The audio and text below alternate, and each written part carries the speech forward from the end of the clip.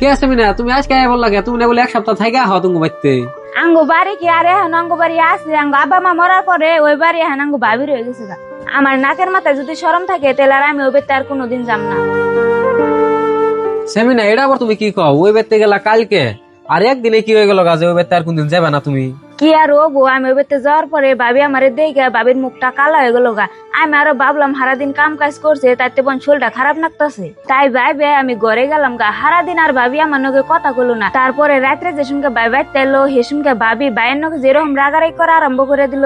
কে ভাইয়ের নগে আবার ভাবি রাগারাগি করলো কে? ভাইয়ের নগে আবার কি হয়েছিল ভাবির? কি যে কি বোন হয়েছিল তা তো জানি না। বকাবাজির পরে ভাবি ভাত খাইয়া হইয়া পড়লো। তারপরে ভাই ভাত বাইরে নিয়ে আমারে ডাক দিল, আমি যে ভাইয়ের নগে ভাত খেলাম। হেসুম ভাবিরে কত ডাক পারলাম, ভাবি উঠলো না আর আমার কথার জবাবও দিল না। তাইতে আমি আইয়া চুপচাপ ঘুমিয়ে পড়লাম। তারপরে সকালে ঘুমে থেকে উঠে নিয়ে যেসুমকে আমি কলে করে মুখ ধুবে নিয়ে গেলাম। হেসুমকে দেখি ভাই ভাবির নগে হেরম নাড়াই পাচ্ছে।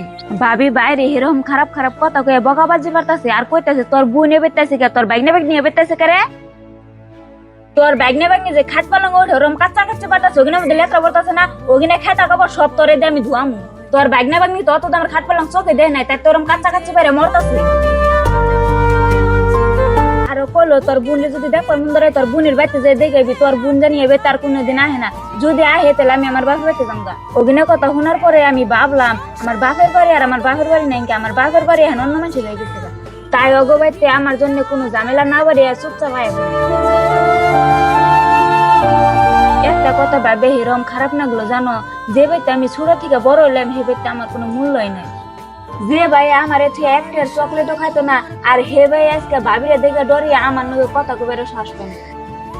থাক গে বৌমা, তুমি মন খারাপ করো না। তোমার কি আমরা আদর কম করতেছি? তোমার আজকে বাম্মা মরেছে থেকে তোমার ভাই বোধ মানে কথা না, তাই তুমি আবেগ করতেছো?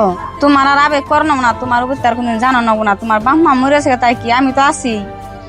সেমিনা মা ঠিক কথাই কইছে। তোমার ওই বেতে জানাক বকে, আমরা কি তোমার কম আদর করি?